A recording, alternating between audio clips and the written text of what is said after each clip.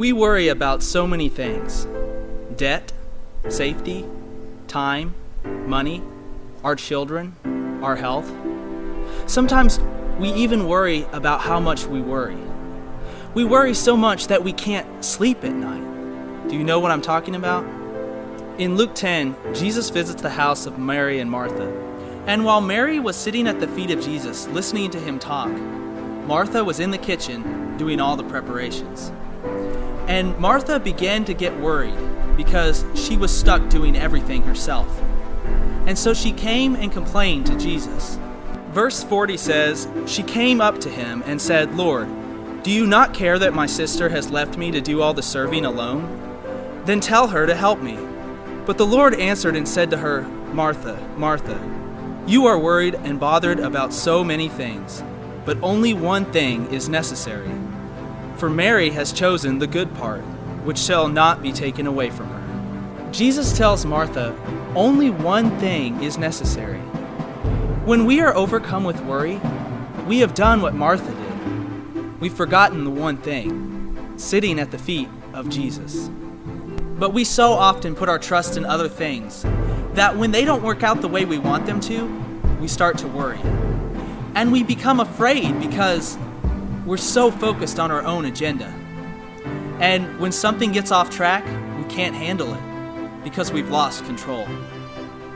But the real problem is not that we've lost control, but that we have forgotten that we were never meant to be in control in the first place. In John 14:1, Jesus says, "Do not let your heart be troubled. Believe in God. Believe also in me."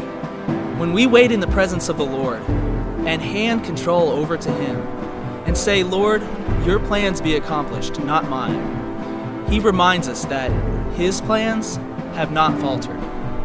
When you put your trust in God, He will take care of you when you can't take care of yourself. Psalms 127, 2b says, "For He gives to His beloved, even in his sleep."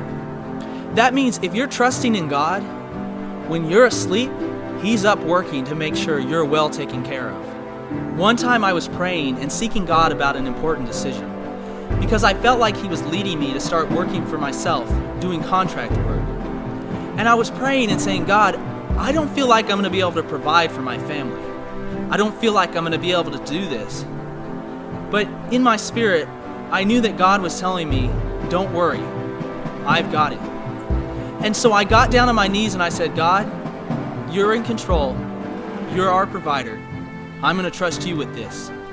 And the very next day after I said that, I got a phone call with someone offering enough contract work to keep me going. And I knew that it wasn't anything that I had done.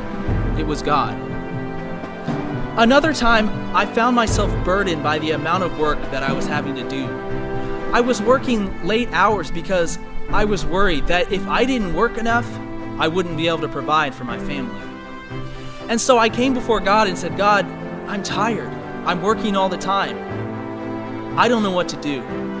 And God said to me, "Stop working. I've got it."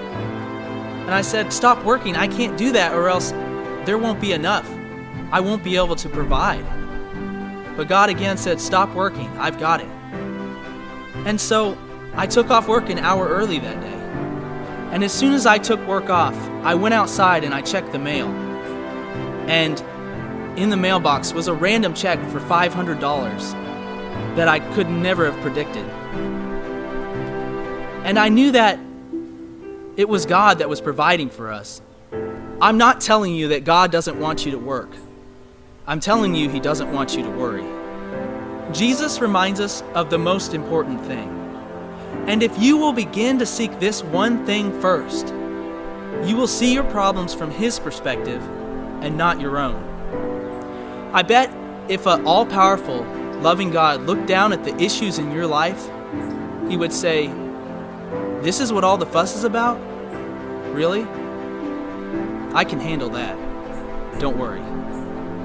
Isaiah 40:31a says, "Yet those who wait for the Lord will gain new strength.